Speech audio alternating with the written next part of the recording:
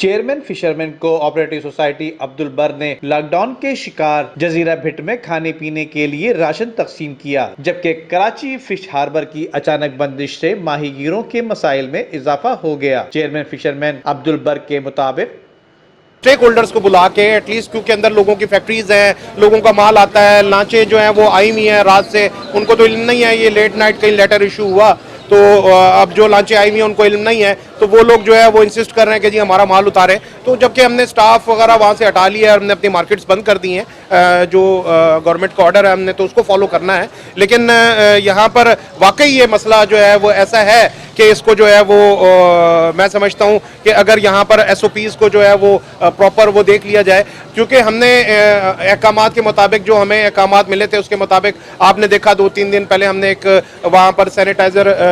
جو walk through Gates تھے وہ ہم نے لگا دیے، اور اس کے بعد جو ہے وہ اس طریقے سے سوشل ڈسٹینسنگ کا بھی ایک طریقہ کار بنا دیا، لوگوں کے آنے جانے کی ان کی اسکریننگ کا بھی اپنے وسائل کے مطابق ہم نے شروع کر دیا، لیکن سوال یہ پیدا ہوتا ہے کہ کیا دوسری جو جیٹیز ہیں کیا وہاں پر بھی اس طرح کا نظام یا انتظام، یا وہاں پر یہ کرونا کا چونکہ یہ ایک رش والا معاملہ ہوتا ہے تو وہاں پر بھی میک شور کرنا چاہیے